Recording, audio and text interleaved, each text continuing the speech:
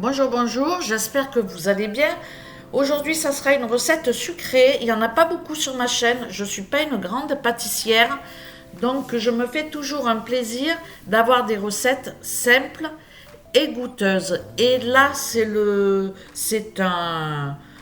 une recette sucrée d'une abonnée. C'est Hello qui nous partage sa recette de brownie et je l'ai trouvée très intéressante puisque dans la mienne, je mets 150 grammes de beurre et 3 œufs et celle-ci on met à la place 120 grammes de compote de pommes et j'ai trouvé ça plutôt original. J'avoue que si j'avais trouvé cette recette sur internet, je l'aurais pas faite.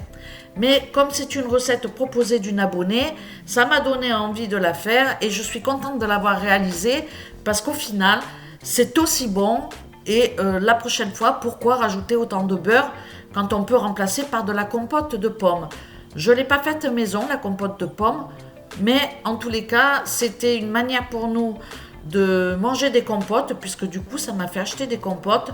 Donc, c'est pas mal ce petit brownie, et je referai ta recette. Elodie, c'est une belle découverte, et je t'en remercie.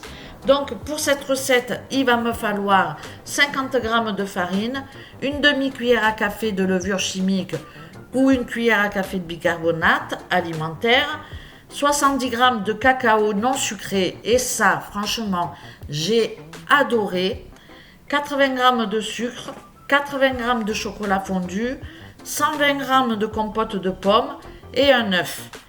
Donc, comme vous voyez, c'est quand même une recette un peu plus allégée que celle que je fais d'habitude, avec 3 œufs et 150 g de beurre. On peut remplacer les 80 g de sucre en poudre par de la cassonade, du sucre roux. Et franchement, ça aussi, c'était vraiment juste super chouette. Donc voilà, on va passer tout de suite à la recette. Pour le chocolat en poudre, je prends le chocolat. Il n'arrête pas d'aboyer, ça fait 3 fois que je recommence. Donc là, je suis désolée, mais je vais le laisser parce que je peux rien faire, hein, il me garde. Hein. Bref, je sais plus. Bon, on passe au mélange. Je commence par mettre la farine, le bicarbonate, le chocolat en poudre, le sucre, la cassonade, donc tout ce qui est sec en fait. Et ensuite, je vais rajouter le chocolat fondu et la compote de pommes et l'œuf. Je sais pas si d'habitude, Hello, tu fais ton brownie avec une machine là qui te mélange tout. Hein. Mais là, comme tu vas voir à l'image, j'ai un peu galéré avec mon fouet. Bon, en même temps, franchement, les pâtisseries, c'est pas mon fort. Toute ma richesse en pâtisserie, c'est les gâteaux que vous avez sur ma chaîne, c'est-à-dire, je sais pas, le tiramisu. Voilà, je suis pas très pâtisserie. Je commence depuis que je fais des vidéos sur YouTube. Je commence vraiment à faire d'autres pâtisseries que je ne faisais pas. Voilà, je commence là. Donc, je pense quand même je pense par exemple au palais breton que je faisais pas, aux choses comme ça. Donc, je rajoute mon chocolat fondu, ma compote de pommes, mon œuf, parce que là, je suis dans la galère. Hein. Et puis après, bien évidemment, je vais passer à la spatule, hein, parce qu'avec le fouet, j'arrive pas à faire quelque chose de bien, quoi. Donc bon, bref, on va pas, on va rien dire de plus. En tout cas, bon, j'ai mélangé comme ça pendant quelques minutes jusqu'à l'obtention d'une pâte. Dis-moi si ta pâte elle est pareille, elle pégait, elle était très collante. Elle était vachement collante. Et pour le coup, j'ai eu du mal à la mettre sur mon papier froissé, là, mon papier sulfurisé, que je froisse pour pouvoir le mettre bien dans mon moule. Et puis, bien évidemment, comme j'ai pas de moule, je me suis servi de mes petites, poêles un peu style ingénieux, là, avec avec les poignées qu'on enlève. Donc voilà, et j'essaye tous mes moules, enfin mes casseroles. J'essaye tout parce que j'ai un problème, c'est je trouve pas en fait, de plat qui va au four. J'essaye vraiment toutes mes... je passe même par les casseroles, hein. J'essaye vraiment tous mes récipients qui peuvent servir éventuellement de moule. Désespérément, je reviens à celui du début, hein. Donc voilà, on se moque pas, on rigole pas.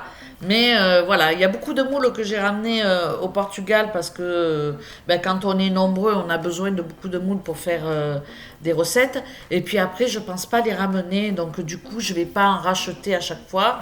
Donc là, je fais avec ce que j'ai. Par contre, j'ai commandé des petits moules à muffins.